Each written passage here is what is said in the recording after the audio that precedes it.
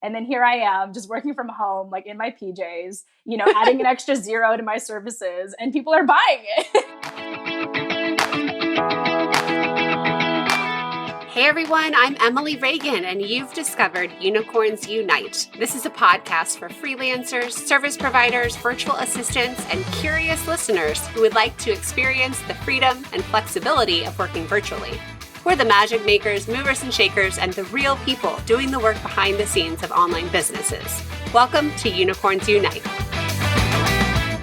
Hey, everyone. It's Emily Reagan. I'm so glad you're here today. I appreciate you tuning into this podcast so much. Every week, I have an interview on Facebook Live inside of my free group, which you can find the link in the show notes. And we talk to other freelancers and people in this digital world to learn about how they're making money online, what type of services they offer, and to learn more about their business. Now, I was on Jen Amos's podcast, Holding Down the Fort, a while ago and had her come onto my show. And she has such a unique background. She's a military child. She's a Gold Star daughter, which means she lost her father in action in the military when he was in the military. And she has a really interesting story because she started off with social media services. And like me, she has a journalism degree. She came from a different field. She said yes to an opportunity and jumped in.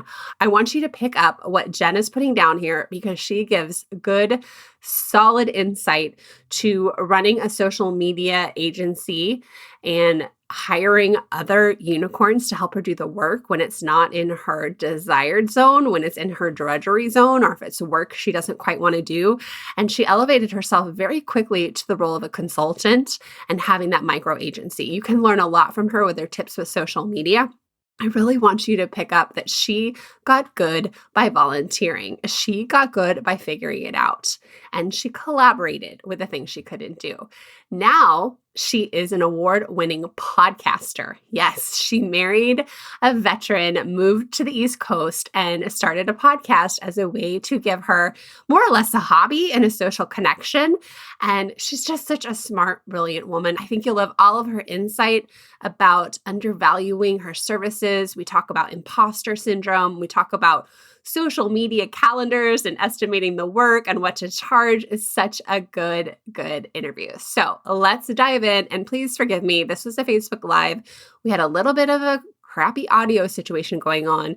My podcast editor is going to make it sound as best as possible, but it's so good. I really wanted you to hear this Facebook Live and have it as a podcast so you could listen at your convenience. So let's dive in.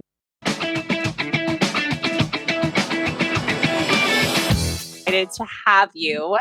We both kind of come from the same background, and it is amazing to talk to another person who I called you a military child in the Instagram story, but that's not what I meant. That came out weird. Same thing. I mean, it was my background. So yeah, you grew up as a military child, and now you're working in the online space. And I just want everybody to know what you're doing and learn how you've pivoted and what you've learned along the way. So tell everyone a little bit about your background and your story.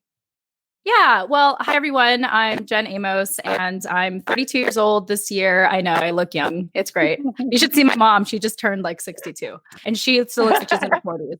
But anyway, my background is I grew up with many military families. We moved every 2 to 3 years. My dad was a machinist mate, first class in the U.S. Navy. Unfortunately, in while he was on active duty. And even till this day, we don't know exactly what happened to him. On paper, it says unknown and that he may have possibly drowned. His last ship was the USS Kitty Hawk. The search crew for him for 3 days and never found him. So after that, it's so crazy, Emily, because I didn't even know that I was considered a Gold Star daughter till a couple years ago. I didn't know that was a title at all because for the next 20 plus years of my life, I went through a series of just being non-committal to a lot of things, and I think that comes from my military child background of moving every 2 to 3 years. Like instinctively, I knew that I couldn't overcommit to anything. And fast forward to college, back in fifth grade, I remember my aunt introduced me to MSN chat rooms. If anyone ever remembers that from like I don't know, that was like from the early 2000s when you can chat with people online, when it was okay for anyone to chat. And I loved it so much. Later I come to find out that I'm an introvert, but I loved it so much. I taught myself how to type. And so I have essentially been attached to the internet since I was in 5th grade. So it's been quite a long time. And yeah, so in my early 20s, after college, after getting fired from 4 jobs, I had convinced myself that I got into sales because I thought, no, at least sales, it won't fire me. It's just dependent on performance. And I wanted to get noticed. So I started joining local networking organizations in San Diego, and I had volunteered my time to be a social media officer. I guess I did really well because someone approached me and said, "Hey, Jen, how much do you charge for your services?" And at that time, I wasn't like, that was not my business, but I literally stayed up all night and I came up with a business plan and a company name all in one night. And essentially I ran that social media marketing agency for 5 years. So that's how I got into that. So my college degree, so that's a funny story too. So going back to being a military child, not knowing how to commit to anything, I changed my major 3 times. And I eventually settled with a bachelor's degree in journalism, media studies with an emphasis in public relations. So in a way, people say, oh, that makes sense why you started your business because you have a PR background. And I'm here thinking, I didn't pursue the traditional route of becoming a PR person. I thought that I was doing an awful job, or I thought that I wasn't, using my degree correctly. But anyway, that's my background with my degree. And, to this day, especially now that I'm a podcaster, I've just owned the fact that, my degree wasn't setting me your degree doesn't have to set you up for a linear path in your career. You could really make what you want out of your degree. And I have discovered that looking back in the last 10 years now and fully accepting that fact. I love it. So many people ask me, do you need a degree to do this online? And no, what I learned, I don't even know how long ago I graduated. Let's not think about that. Almost 17 years ago I graduated. But mine was journalism and electronic media. And it was nothing like today. It's not relevant at all, except for the basic writing, and I don't know, it's just way different, and you don't need a degree. And that's interesting that you fell into social media too. That was the first thing somebody asked me to do. Could I run their Facebook for them? And I just said, sure. Yeah. Exactly. I came up with something. And that was before all the Facebook marketing classes and everything. So yours was too. Had you taken a social media class? It's interesting because I do have to give credit to my degree, because in my upper division classes, one of my classes had required us to start a blog and to start a Twitter account. So I had the same Twitter account since I think 2008, when Twitter started to become a thing. And we were told to tweet every day. Like, it was part of our class assignment, our grade, to tweet every single day. And so I really have to, credit that to my degree. Now, with all the other PR stuff, like writing, press releases and stuff like that, I did not apply that later in life. And even if I did, I honestly Googled a lot of that. Like, how do I write a press release? And what I found, at least in learning social media, is that I just signed up for a bunch of online things. I looked for online social media conferences or even local ones. And I really self-educated and focused on a lot of trial and error. Most importantly, in the last, 2-3 years into my business, I had my social media business from 2013 to about 2018.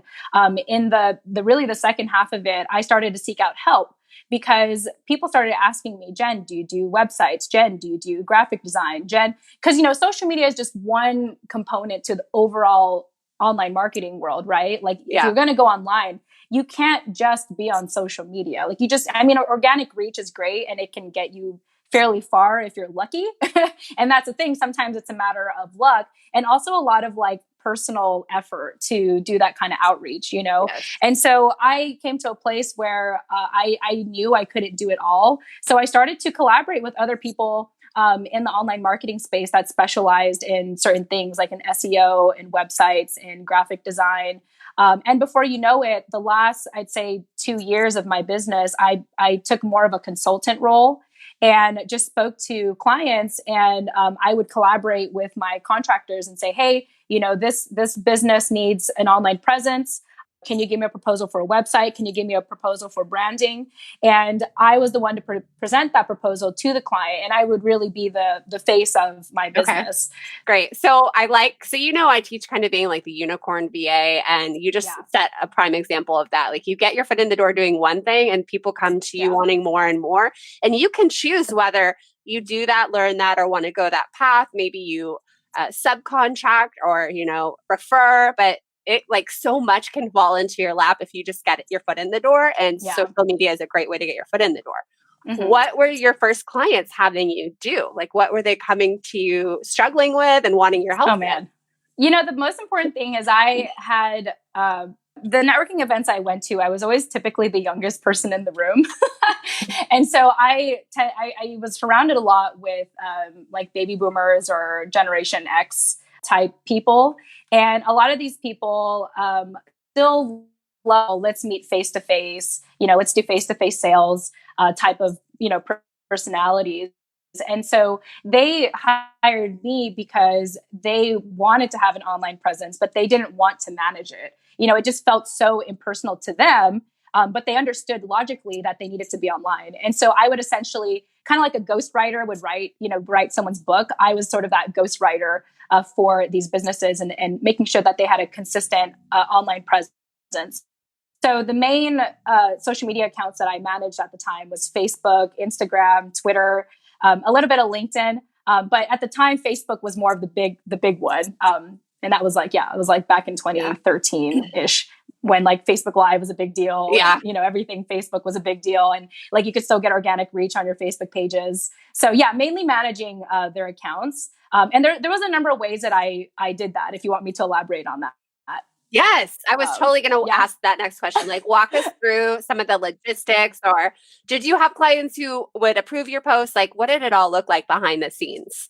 Oh my goodness. Well, it really depended on the client and how hands-off or hands-on they wanted to be. So if I worked with a client that was really hands-off, I was big on content calendars. So Google spreadsheets were like my best friend. And what I would do is I would compile the content ahead of time. So sometimes, like I have a long-term client, even till this day, that I still help them with their Facebook account. And what they do is they become a digital magazine. So at the time they were local, but then, they had, just things happen and they have to go digital. And what I would do is essentially pull content from what they already published, from their articles and from their website and stuff. And I would essentially curate that into the content calendar. Sometimes I pulled third-party articles. Sometimes I would create content myself. Like I would pull the best quotes from their articles or from their videos and make image quotes out of that. Yeah. So I really wore a lot of hats. I was sort of like this mini social media, like image designer, and then the manager, and then the executioner. But the spreadsheets, Google spreadsheets, and the G Suite was my best friend because you can share those accounts and you can have your client comment on it live. Well, most of my clients didn't comment on it. They would actually like call me and say, hey, can you like tweak this? But I use a lot of Google spreadsheets. Canva.com is my best friend in terms of creating social media images. And lately for me, I also like using, if you are editing video and audio together, like audio clips for video on YouTube, like a podcast show, I like using Headliner app. Me too. Yes. So that's a great way to, cut up in that way. So Canva, Headliner, I have so many more like resources, but I a lot of my tools that I used, I made sure that I could take it wherever I went. So like, even if I had to log into someone else's computer, I had to make sure that it was like, in the cloud, or I can just log on to Gmail whenever, wherever, or Canva. So I was always looking for those types of tools so that I could be mobile wherever I go. And so sometimes a lot of my business too, I just did it on my phone. That's awesome. Yeah. So anyway, that's a little bit about how I would do that for my clients. And then eventually I became more hands off as I started to work with a virtual assistant to help me execute some things and also contract other people. So you were totally a unicorn, like doing it all. And I like that you actually implemented it, but you had the strategic brain and the high level knowledge of what to do with the strategy. So Deb asks, how much time did it take you to curate a week's worth of content? Do you remember? Actually, I'll say it took me a weekend to do a month's worth of content. Okay. So sometimes, I mean, if you know your client's messaging, and you know where to pull resources from, or Yes. content from, you could really knock it out in like a weekend. And so, um, yeah, anyway, to answer your question. So yeah, it really depends. Like if they already have content made. Now, if I have to make it from scratch, it takes a little bit longer to do that. So Yes. I can't give you like a time frame on that, but I know that at the time when I started to have more clients, I really needed to be more efficient. And so I had to, really commit to the beginning of the month or even toward the end of the month to set up content for the following month. Yeah. And so, Yeah. and I had to make sure I was like, okay, I'm going to dedicate this whole day to do it for this client. And initially it takes a while when you're getting started, but once you Yeah. find that rhythm, you could do it really quickly. And on top of that, you can also reuse some of the old content. Yes. So there you go. Yeah, the algorithm only shows like less than 10% the feed. So if you have Yeah. something that did really well for a client 6 months ago or however long ago, you can bring it back at another day and another time, and it will be shown to a new audience. So Yeah. it's a great resource for coming up with content. I know for me, it takes about, I estimate, and I teach my students probably about 90 minutes to about 2 hours for a week's worth of Facebook post.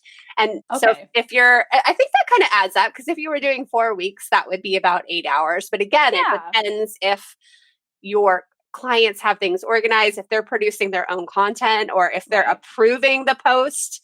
I Right. do like to Right. get some posts where the clients have things in their own words, like their heartfelt messages and stuff like that. But you do get better at writing in the client's voice and it can go fast.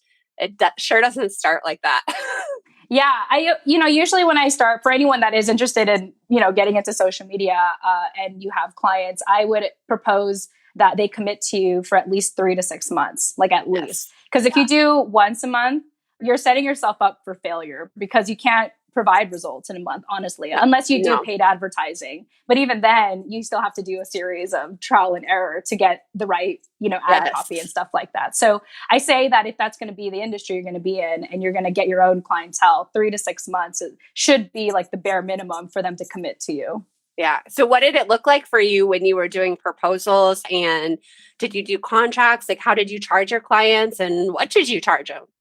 Once again, it kind of depended as well, because when I first started, I definitely undervalued my services. I really did. I used to charge as little as 100 a month to just like Wow. manage like a Facebook account. Yeah, because I had no idea, and I thought I was justifying it too. I thought like, oh, if I do like an hour in a week and I only charge 20 an hour, then yeah, that makes sense. $100 a month.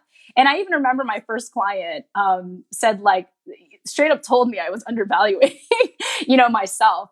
And so as time went on, though, I would say that my biggest retainer, looking back, was like 2,500 a month.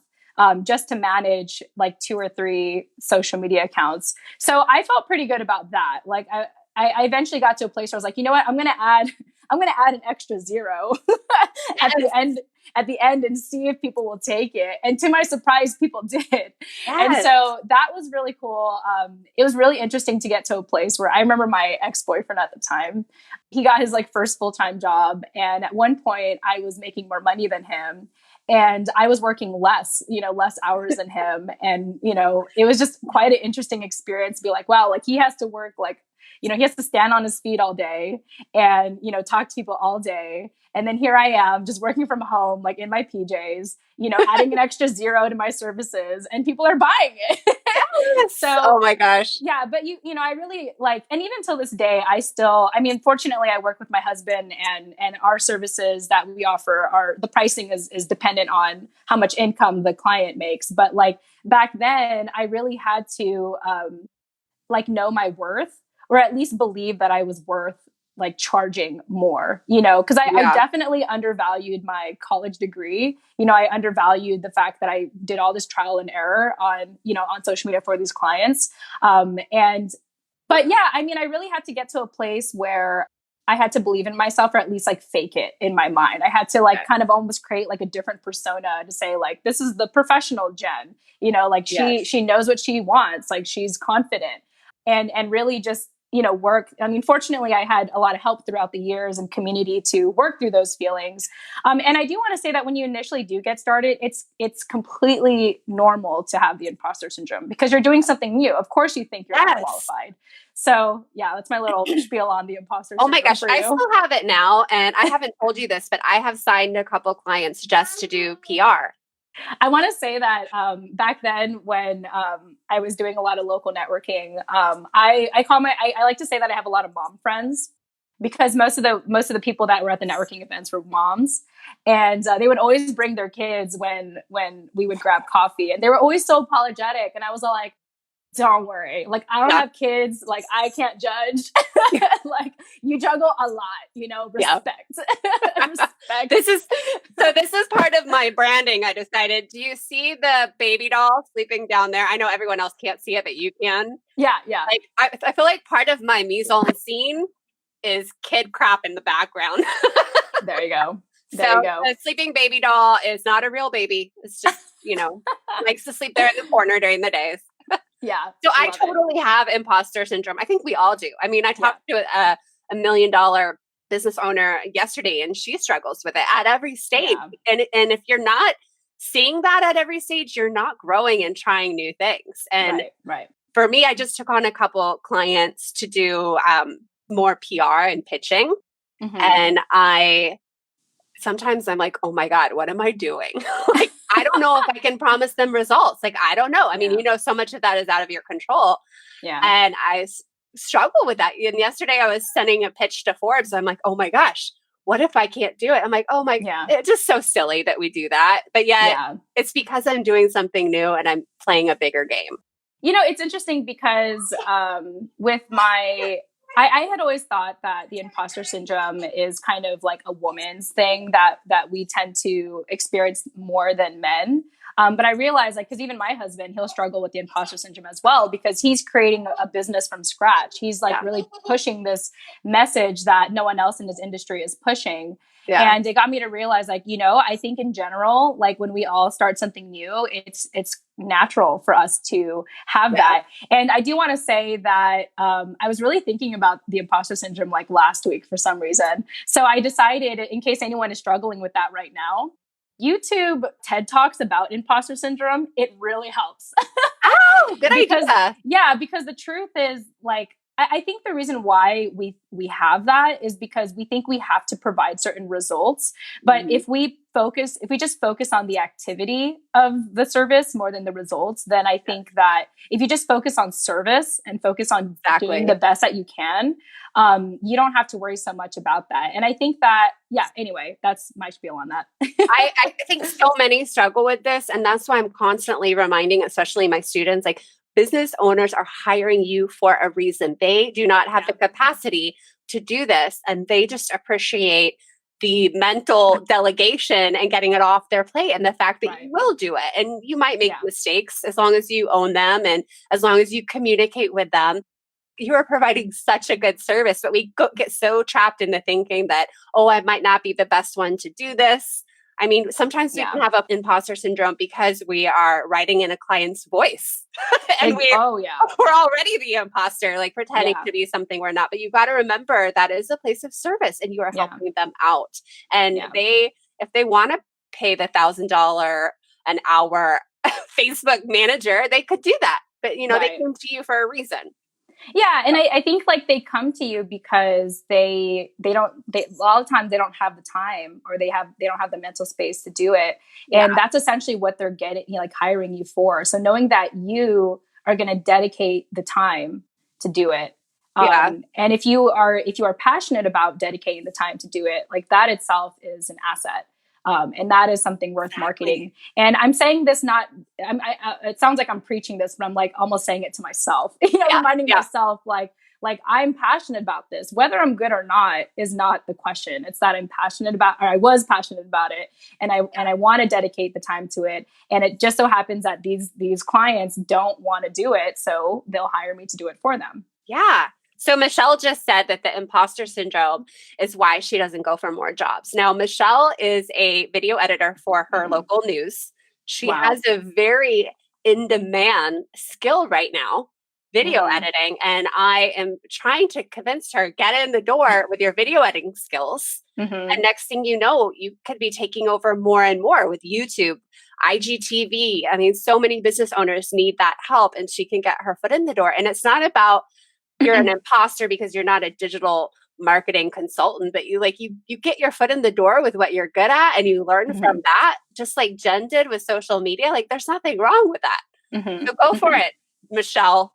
Yeah. And Michelle, I want to add that if you don't know, I mean, it sounds like you already have this amazing skill set, but maybe one way to build your confidence is to maybe provide like your service for free at first. Do a very minimal like editing for someone and then ask them for a testimonial, because sometimes if you don't believe in yourself, you have to buy into other people's belief in you. Yeah. And that's what I had to do. Like, I mean, when I had the courage to ask my clients back then for testimonials, I kept those testimonials with me, because sometimes when I felt like I didn't know what the heck I was doing, I would read those testimonials and be reminded, oh, my clients like me because I'm committed to them, because I give them my undivided attention, because I ask very thorough questions, because I map out what I'm going to do for them, And so that's what I recommend is like, if you don't have the belief in yourself first, to buy the belief in other people. And the way to do that is to get testimonials. And sometimes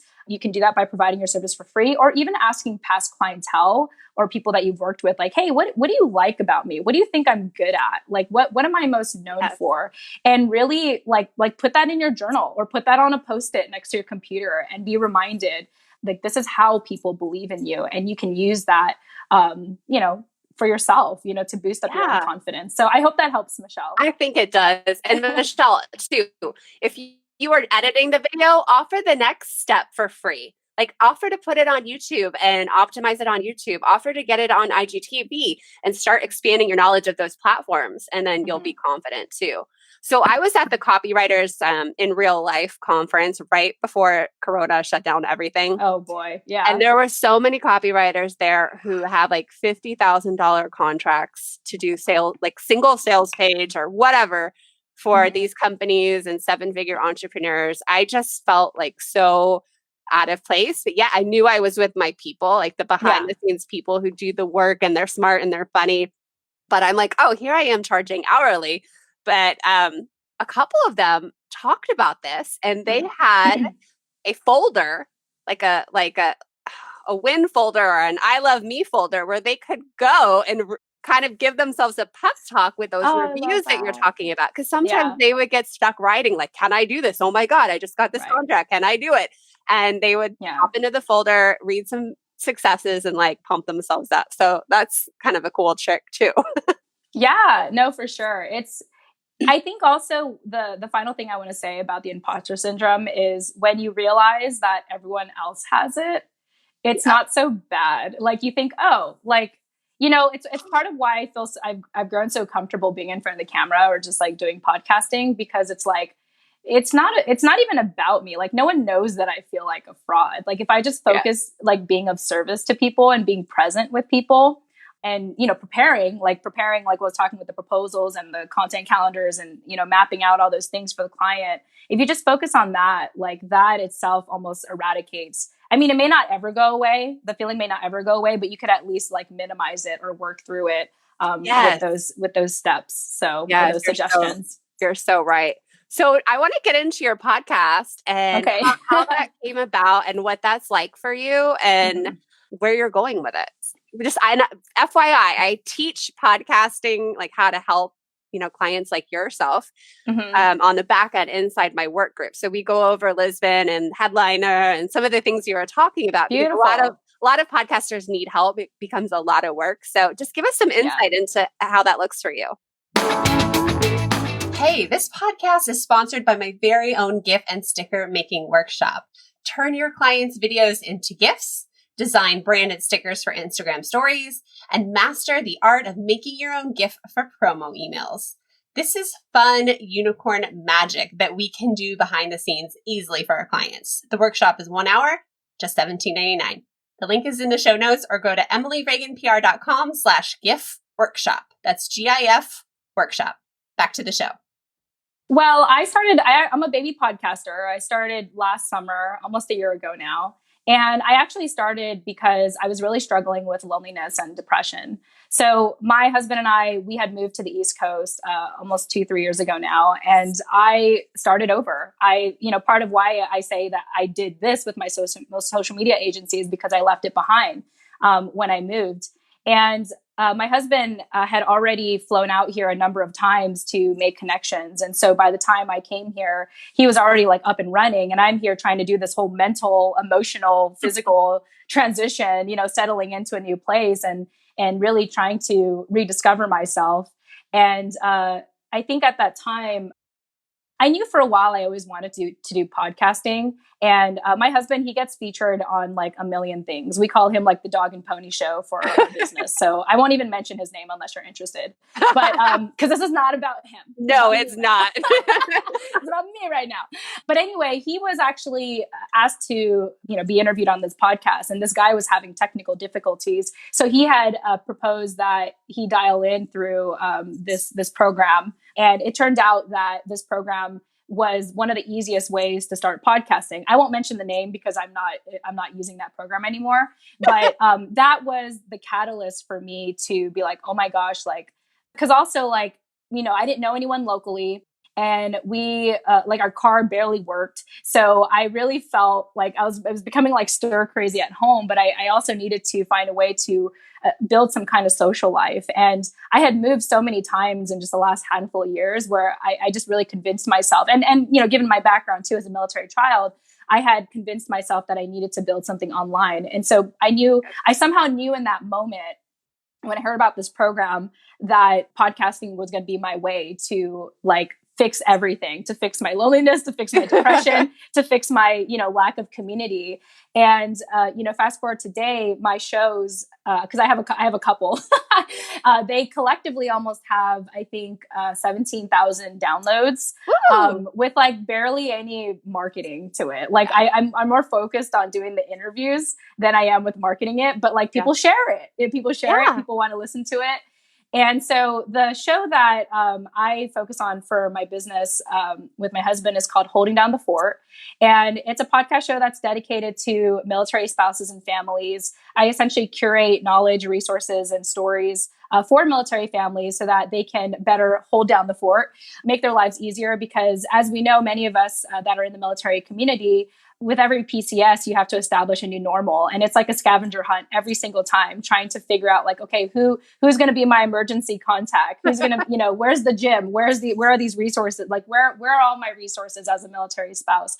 And so I thought, what better way to, like help out the community than to have a show where we bring on people that are in our community or are serving our community, with these resources. And even if no one listens to the show, I have gotten so much value out of interviewing all these incredible people. Even some of the people I've interviewed, I've even used their services because it's like, wow, I didn't know that existed, Yeah. And so it's a great way to build community. And also, once again, when I started the show, I had the imposter syndrome again. Because, my background is that I'm a Gold Star daughter, a military child, and I had met my husband after the service. So I identify as a veteran spouse. So for me to I didn't feel like I was in the right place to be serving like active duty military families.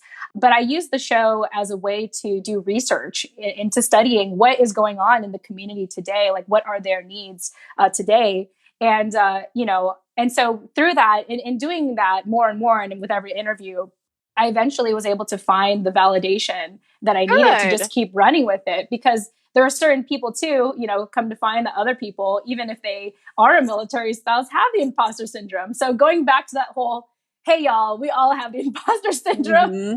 So just own it, just laugh about it, and just do it anyway. Yes. Just do it anyway. And so this show wouldn't have been possible if I held back, if I felt like I wasn't qualified enough or experienced enough, because I literally knew nothing about podcasting. I literally knew nothing, literally. And I remember my first initial shows, like I didn't even have like a podcast microphone, like I didn't have the right tools.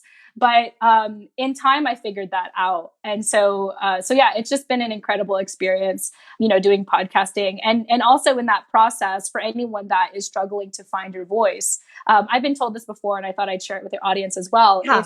If, there's a quote that goes, the only way you'll find your voice is if you use it. And yes, amen. Amen. Yeah. And so in talking to people such as yourself, Emily, and doing all these interviews, I was like, I didn't know I had a story. Remember, I didn't know that I was a Gold Star daughter. I didn't know any of this stuff. But in talking to people, I was able to learn that. And in learning other people's stories and having them share their vulnerabilities, it made me realize, like, we're all just human. We're all just trying to figure this out together. And we're all trying to figure it out individually.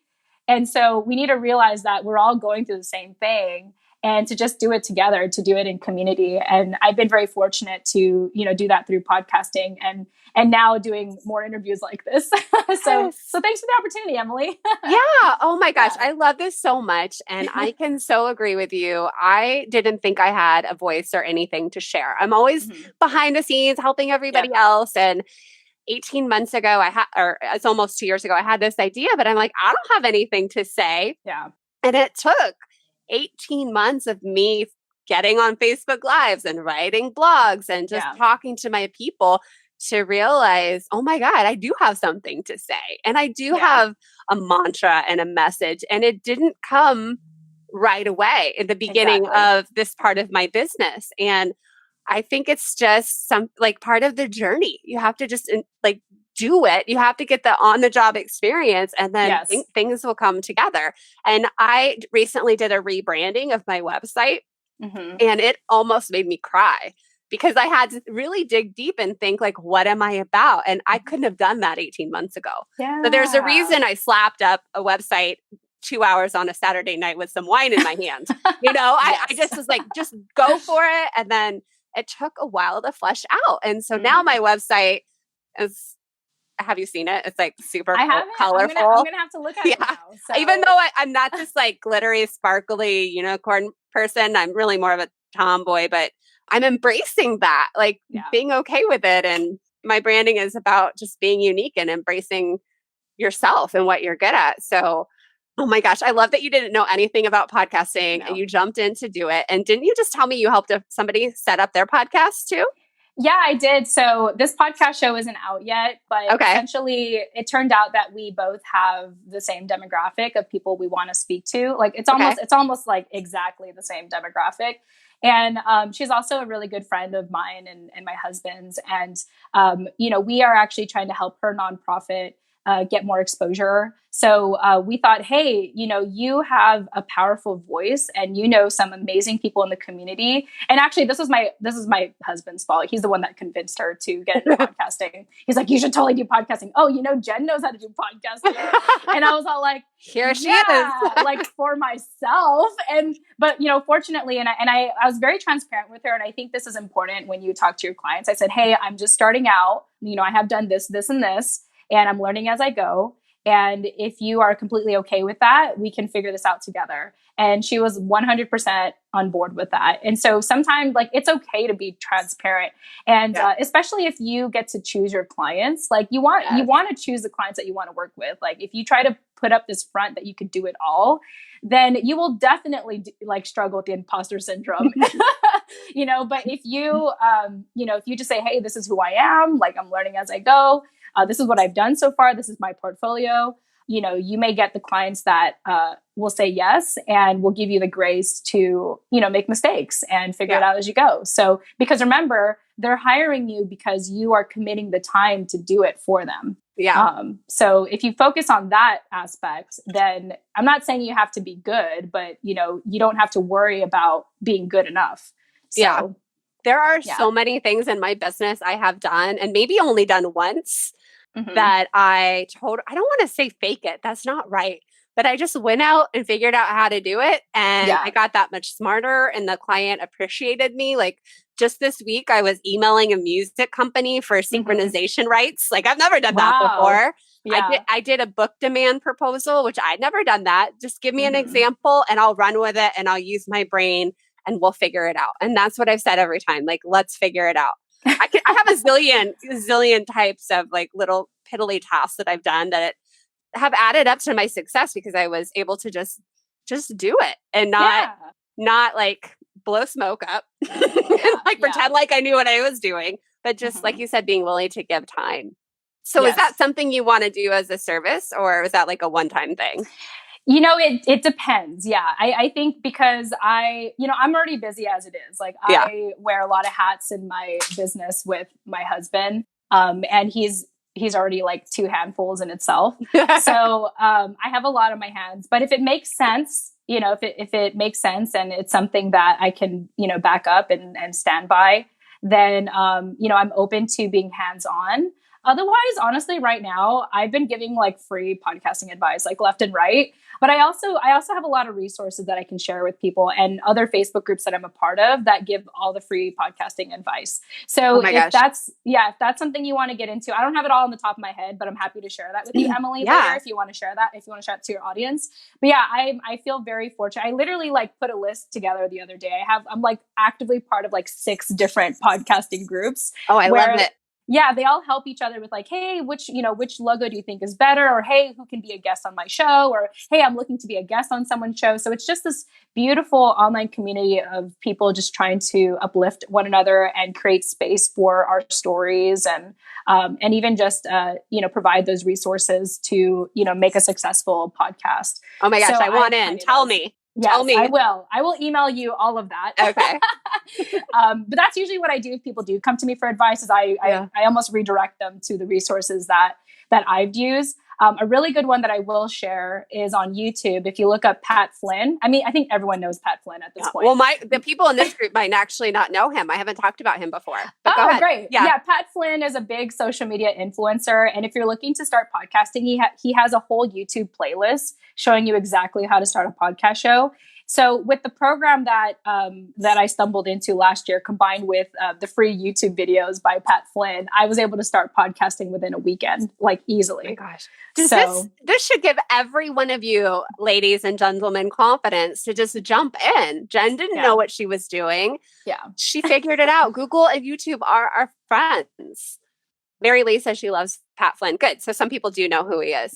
Yes. Okay. I can see a future in you doing that because I see so many business owners who need help and they don't have the capacity to wrap their brain around everything that needs to be in order, first of all. But we can talk about that later. Do you miss your agency at all? Do you miss that work? I don't actually. And I had considered going back to it because I still have people that like my contractors became my friends, and if people ask me, I still refer them over to my friends. Yeah. But I think like that business served its purpose for me at that time, as I mentioned earlier on when I was choppy, if you didn't hear it the first time, I was struggling. I let go from 4 jobs and I got fired. Sorry, I got fired from 4 jobs and I got into sales because it was like the one thing that wouldn't fire me. And when I stumbled into social media, I really felt like I was building it almost out of desperation rather than inspiration. And so it's really like in the last handful of years where I've come to a place where I'm doing things because like I love it more. And don't get me wrong, the struggle is still very real. Like we're still trying to I still try to figure out how am I going to like pay my bills next month. Like that's still a real thing. Like I've been in this life for 10 years, but it doesn't mean I'm wealthier. I've become a millionaire. I've just become smart with my money. I become smart with my resources.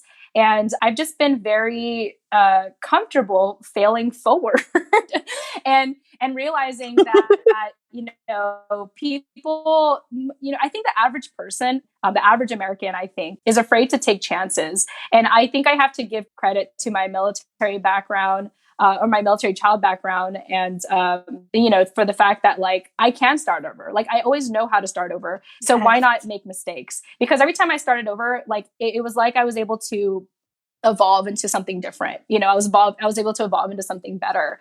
So yeah, do I miss it? I'm going to say no, just because, like I said, it served its purpose. It was great working for other people, but now because I have the business that I have with my husband, I love applying all of that into our business and also into my own personal branding. And I find a lot more joy in that than managing other people's stuff, unfortunately. And that was the season. Yeah. Like I said, it served its time. And I personally don't think I would go back to it. Yeah. No, that's okay. I find that I kind of have gone through the same thing. I still do client work, but I pulled myself out of a lot of it where I can be picky and choose what I want to do and really be a little bit more thoughtful and intentional. But that's very wise of you. And it's a season of your life that got you to this point. And so what's next for you? What are you planning? Well, that's a great question. What is it? So, my husband and I, our business is in a pretty good place, or we've worked really hard on it for the last couple of years, to the point now where, we're focused more on, I want to say marketing now. And so I think my future is going to be more so in podcasting. And I mean, I don't like doing video interviews too much anymore because I used to do Facebook Live back in the day. Yeah. But I'll do it if I have to. Like, I'm not like active, like getting ready and putting on makeup, showing up and getting my voice heard through other mediums, honing in on my own personal brand. I think to answer your question, brand. So look out. I'm so proud of you, especially as an introvert, for putting yourself out there and building your own community. Like you said, starting over all the time. And there's so many people inside this group who want to start over. And I hope you find such encouragement from Jen, because that's life. Like, we get knocked down, we move, we start over, we take on new challenges and new hobbies, and it's okay to start new. Like, so many of the people inside this group right now are here because they are looking for the inspiration and the encouragement to try something new. And it's different for every single person here. And for Jen, her story is different than my story, different than Mary Lee's and Natasha's and Deborah. So have encouragement here. Oh, okay, I have one question that I want to ask you, and then we'll cut this off because I could just keep talking to you. One of our students, her name is Karen. She had a question. I was just curious, like, how you would answer her. So I'm going to put you in the hot seat. Okay, so she had started with 2 clients and it just didn't go well. So she's feeling really discouraged. It just wasn't the ideal setup. I think one of them might have ghosted her. Like, I don't think it was anything she did, but what would you say to her to give her some encouragement to get back on her feet and try again? I completely understand how you feel. When I first started my business, remember, I was making it up as I go. When I first started in social media, I started off with bartering. I actually exchanged services with people, and I had verbal agreements. And I had clients like ghost me, or mainly ghost me, or say that it wasn't going to be a good fit, or I felt like I was once again doing more than I needed to, or providing more and undervaluing like my services.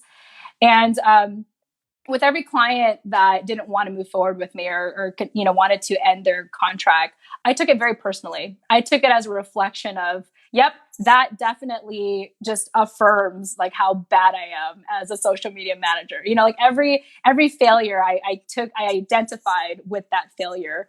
And in time, I want to say though that I eventually got to a place where that did not serve me to say that like I'm a failure, like, oh, there it is again. There's proof that I failed. There's proof that I'm not good at this, and I mean, there's a lot of mantras that I have told myself in the last decade. Like, there's so many, I've lost count. I have piles of Post-its with different mantras. One of my most favorite things I like to tell myself, and if you are a person of faith, I identify as a person of faith, is that my favorite Bible verse is Ecclesiastes 3. And it talks about how there's a time and place for everything. There's a time to thrive. There's a time to not thrive. There's a time to embrace. There's a time to let go of embracing. There's a time to be happy. There's a time to be sad. I'm not saying that verbatim, by the way. No, I noticed. But the point is that, like, that served a purpose for you, like those clients that didn't move forward, there's a lesson to learn in that. And, looking back at all those clients that didn't move forward with me. Honestly, I'm so glad. I'm so glad that they didn't want to move forward because I got better with every new client after that. I just kept getting better and better and better. And one of my other favorite mantras, I think it's by Mother Teresa. And this is what I tell myself when I need a reset every day. I say, yesterday is gone. Tomorrow has not yet come. We only have today. Let us begin. And that's, I think the most important thing is to practice presence and mindfulness, and understand that at that time, that you did the best you could for that client. You did, you did. Mm-hmm. And so therefore you can't feel regretful. You can't put yourself down. It's kind of like a bad breakup. You think, oh, I should have broke up with them a long time ago. But you loved that person the best that you could at that time with the knowledge and the resources that you had. And that's what I tell myself as well. Is I did my best with the time that I had, with the resources that I had, with the knowledge that I had. And that's it. And that's all you can do is do your best and take those lessons to just be better. And you're going to mess up again. Okay. So let's just be okay with that. Let's just accept the fact that we're going to mess up again and again and again. And when you think you figured it out, you're going to mess up again. But the whole idea is to just keep going. You can't fail if you don't quit. And if this is really the industry that you're going to be in or not, because you may find yourself doing other things like me, I ended up in podcasting. It doesn't matter because there's a purpose for it. I do truly believe that there's a purpose for everything. And as long as you're focusing on being of service and being and providing good to the world, if you set your intentions right, I don't think you can go wrong. And yeah, that's it. So I hope that was some piece of motivation for you. And I have a million quotes. I use my Twitter account all the time for positive quotes. I read a lot I do a lot of personal development. And so if you're looking for some inspiration, you could follow me on Twitter, which is at the Jen Amos. I post stuff all the time, reminding myself. Yeah, it's really tweets to myself, but I have found that my friends, find it useful and of value to them as well. So cool. Yeah. I'm never on Twitter, but I am going to go follow you and then steal them all now. Just kidding. Yeah, no, and trust me, I've stolen them from other people. So, it's just this collection of resources that have uplifted me and taken me through the next moment. Because sometimes, when you're in this industry, when you're being self-employed and you're creating something from nothing, you literally have to live moment by moment. Yeah. And I think that's part of where the stress comes from for a lot of people is feeling like they have to be at a certain place or they have to get to a certain place. And I get that because in school, we were taught to build a linear life, and even in corporate America, you're taught to climb the ladder, and even in everything in our life, we're taught to do things in a linear fashion, to keep building upon something, right? Yeah. But that's not always true. That's a popular way of living. But that's not the only way to live. And so, I can tell you firsthand from someone who's lost count of the number of times she's moved and how many mistakes I've made. I mean, I'm actively on my third business venture, plus other projects that have failed already, And so it's really just that practice of presence and loving yourself and saying, hey, it's okay. It's okay to be multifaceted. It's okay to work on a project and then dump it the next day. It's completely okay. It's okay. Yeah. It's okay. It's okay. You don't have to have it all planned out. You don't have to have all the answers. You don't have to have all the reasons why somebody doesn't want to work with you. And that's the hardest part and you don't have to know it all. Yeah. The hardest part. Okay. I have another good question for you. And by the way, you are so eloquent because I would have just said, you dodged a bullet. People ghost me all the time. So you said it in such an inspiring way. I'm like, this is what happens. I've had clients let me go. I've had one that I blogged about that I got fired for, and it still hurts. Yeah. But it wasn't anything personal. And I know I was doing the absolute best. And it helps that she's in the same stinking spot she was a year ago. Yeah. I don't need to be. You're so funny. Okay. Somebody asked about where you find the groups to network with, in person, because I do teach that. I'm like, get in with your local business owners, your brick and mortars, your service providers, because they all need help with getting online. So and networking in person. It's the quickest way to build trust and build relationships. So where do you find your groups? Or did you, I guess, back in San Diego?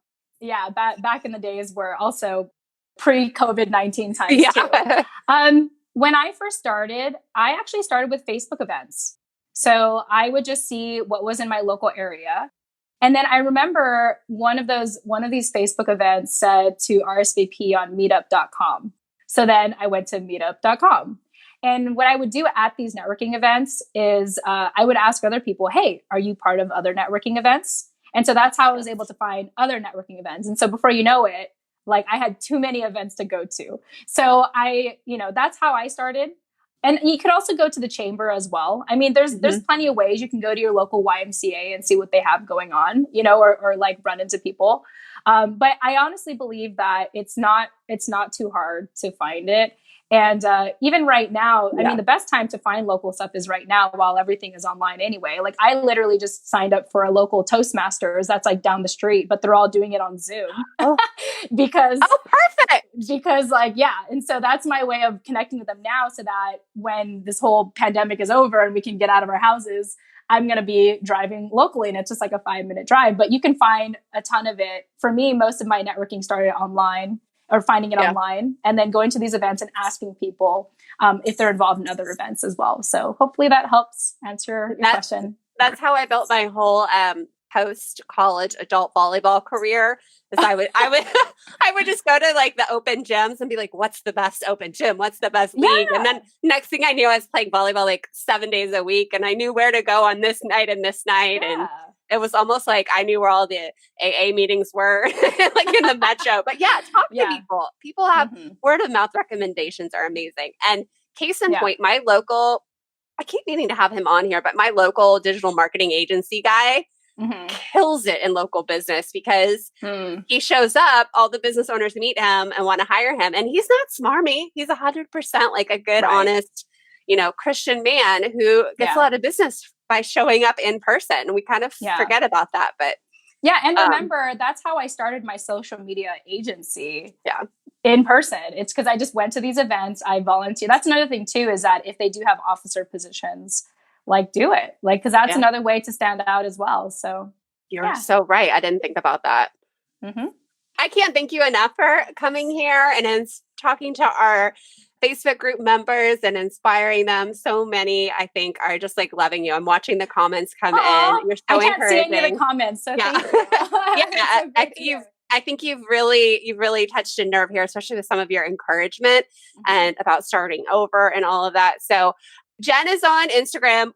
I'll go back and post some of the links to where to get in touch with her and to follow her. You can listen to her podcast and now you're in the group too. So if you have questions, if you have questions for her, ask her here. She'll follow up. And this has been so fun.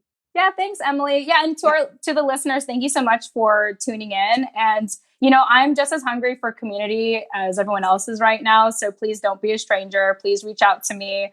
I'm very active on Facebook Messenger and Instagram. And it was great, Emily. I'm so glad we were able to reconnect because I was thinking about you. So I'm glad this like manifested into what it is today. So just thank you again for the opportunity and for all the good work that you're doing for your community. Thank you. Thank you for that. And there's so much I didn't cover that I wanted to. So maybe we'll just have a part 3 soon too. Oh, for sure. I'd be happy to jump on again while we're all stuck at home. So. And one of my good friends is in Virginia Beach. If I ever make it down there, we'll hook up in person. Yeah, that'd be great. Yeah. I would love to make local friends. That's like been my mission this year until this whole stay-at-home order happened. Yeah. So we actually got the executive order to stay home until June 10th. Oh my gosh. That's fun. You know what's crazy? And I kind of hate admitting this, and maybe this is a little sad, but as a, military spouse, I've moved 11 times in 18 years. Like I'm okay.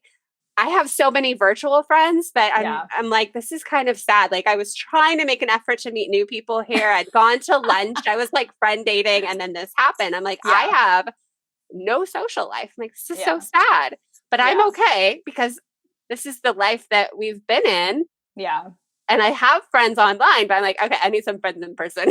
Yeah, for sure. I know. I felt that same way this year. I was like, I'm going to start making local friends because I could only do so many online interviews. But when the whole COVID thing happened, the whole stay-at-home thing happened, it's like, it's like, I'm comfortable here. It's fine. Like, I'm comfortable I've been at home for the last decade. Like, what's the difference? So yeah. I could do it for another couple months, so. I just signed up for tennis lessons. I was like, I'm going to not be a workaholic. I'm going to do something for me. I got one lesson in. It was a super fancy, like, championship training center. And I got one in and then it got canceled. Oh, you're like, great. Yeah. I was like, okay, I think at least you made the effort. That's the important part. So yeah. I did my best with what I had at the time. There you go. That's right. All right. All right. Take care. Take care, Jen. We'll be in touch. All right. Bye, everyone. Thank you.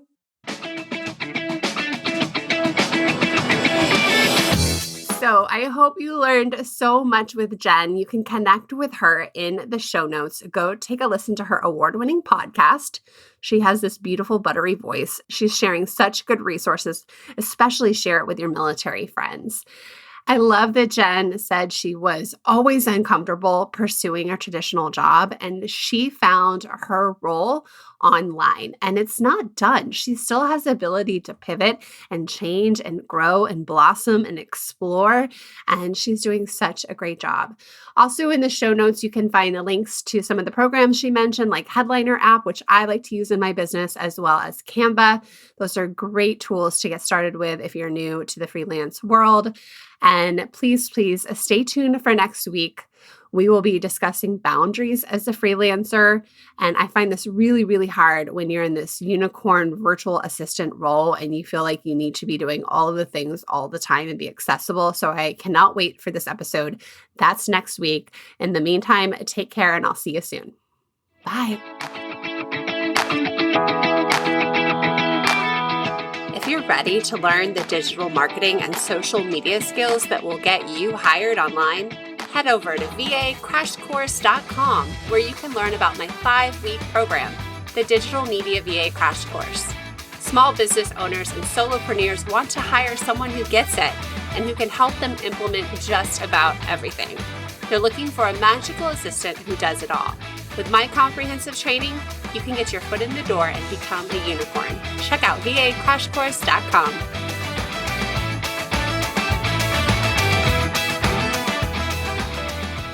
Oh no, I just lost the audio. Yeah, can you hear me now? Yeah. Sorry, it was my alarm went off, so it's probably hey, your alarm. So I'll sound off. Can you hear me? Okay, it looks like your screen froze, so I'll make sure. Okay, cool. So your kids are here. Yep. It's not a Facebook Live without a yes. I know my dog. I'm like waiting for my dog to bark. Please go find your father. There he is. Yeah. Hi, Dad.